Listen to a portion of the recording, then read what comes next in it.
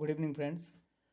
तो मैं आपके लिए आज ऑर्गेनिक केमिस्ट्री के जो इम्पोर्टेंट टॉपिक्स है जो आपको बिल्कुल भी नहीं छोड़ने हैं उनके ऊपर एक छोटी सी वीडियो लेके आया हूँ। ठीक है। और ये HPPSC PGD एग्ज़ाम के लिए आपके लिए थोड़ी हेल्पफुल रहेगी।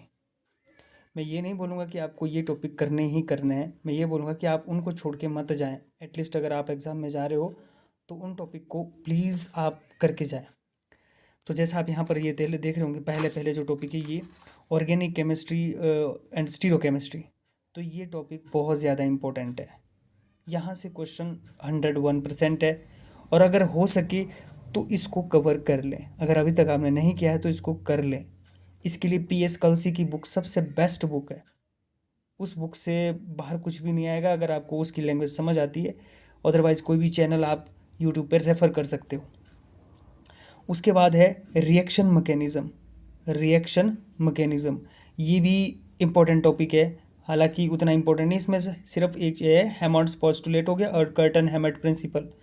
उसके बाद स्ट्रक्चर एंड रिएक्टिविटी, आप इसको छोड़ भी सकते हो।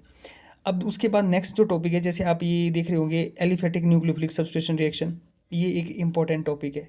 इसमें जितने भी ये NGP और ये डैमजनॉव रिंग एक्सपेंशंस है और वैगनर मैरविन रीअरेंजमेंट होगी, पेनाकोल पिनाकोलोन रीअरेंजमेंट हो गया। तो ये थोड़े इंपॉर्टेंट टॉपिक है, इसको प्लीज़ करके जाएं। उसके बाद जैसे फ्री रेडिकल रिएक्शन है, इसमें सबसे इंपॉर्टेंट है NBS। और लास्ट में जो नीचे दिख रहा है आपको, हॉफमैन लॉफर फर्तेज रिएक्शन, हंस डीकर रिएक्शन।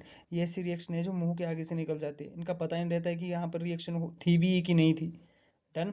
उसके बाद एरोमेटिक न्यूक्लियोफिलिक सब्स्टिट्यूशन रिएक्शन हो गई, उसमें एरिनियम आयन मैकेनिज्म थोड़ा इंपॉर्टेंट टॉपिक बन जाता है। उसके बाद अगर बात करें नेक्स्ट टॉपिक की, तो ये देखिए नेक्स्ट टॉपिक आपके पास जो है इसमें एरोमेटिक न्यूक्लियोफिलिक सब्स्टिट्यूशन रिएक्शन है। तो हो सके तो ये टॉपिक पढ़ के जाना आपने। Common organic reaction and there mechanism, इसमें सबसे इंपॉर्टेंट वीटिंग मैनिक और माइकल एडिशन और रॉबिन्सन एनुलेशन, ये बहुत ही ज़्यादा इंपॉर्टेंट है। और इन सबसे भी ज़्यादा इंपॉर्टेंट एक है बेंजोइन कंडेंसेशन। ये 3-4 रिएक्शन बहुत एवरग्रीन रिएक्शन है, हर पेपरों में पूछे जाते हैं, तो चांसेस है कि यहाँ भी ये पूछे जाएँ। उसके बाद रिएजेंट इन ऑर्गेनिक सिंथेसिस, वैसे जो इन्होंने स्पेसिफाई किया उनको पढ़ के चले जाना। ठीक है। अगर आपको इसमें कोई हेल्प चाहिए होगी तो आप कमेंट बॉक्स में लिख देना, मैं आपको इससे रिलेटेड जो है PDF भेज दूंगा, जितने भी ये टॉपिक्स वगैरह जो मैंने बोले हैं। उसके बाद एलिमिनेशन रिएक्शन है, ये भी इम्पोर्टेंट है। हालांकि इसकी थोड़ी ये है, अगर आपको इसका ऊपर थोड़ा ये चाहिए, आप चाहते हैं कि भाई किस तरह से जो है वो इसको कवर करना है, तो मुझे बता देना, मैं इसको बता दूंगा आपको कि किस तरह से इसको कवर करना है।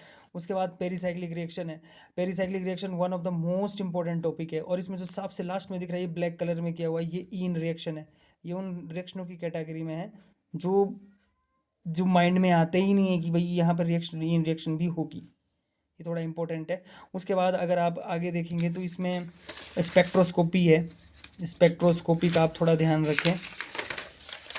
जैसे NMR हो गया आपका, NMR हो गया, मास हो गया, UV विजिबल हो गया, तो इनको जो छोड़ के मत जाना। मतलब मैं ये बोलूँगा आप कोई भी टॉपिक छोड़ के मत जाए अगर ऑर्गेनिक पढ़नी है आपने तो। ठीक है। उसके बाद अगर मैं आपको रिकमेंड करूँगा फिजिकल के लिए आप क्वांटम बिल्कुल भी छोड़ के ना जाएं। क्वांटम हो गया आपका, स्टैटिकल थर्मोडायनेमिक्स, ये आसान है, ये टॉपिक भी बहुत इंटरेस्टिंग टॉपिक भी है स्टैटिकल थर्मोडायनेमिक्स, और इजी भी है। उसके बाद आपके जो है जैसे ये केमिकल थर्मोडायनेमिक्स 2 है, केमिकल थर्मोडायनेमिक्स 1 है, ये बहुत आसान आसान टॉपिक है और आपने ज़्यादा डीप में नहीं पढ़ने, ये BSc लेवल तक याद रखना है। बस थोड़ा सा उनके जो रिलेशन वगैरह है वो याद रखना है, ज़्यादा याद रखने की ज़रूरत नहीं है।